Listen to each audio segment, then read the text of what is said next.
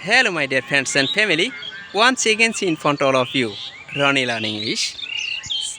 So, in today's video, আজকের এই ভিডিওতে I am going to share a new spoken rules. একটি খুবই গুরুত্বপূর্ণ একটি spoken rules I am going to share with you. আপনাদের সঙ্গে শেয়ার করতে যাচ্ছি. Let's go start.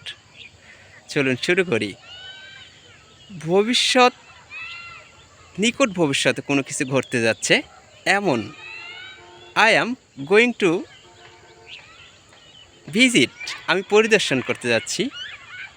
I am going to buy a car, আমি একটি গাড়ি কিনতে যাচ্ছি।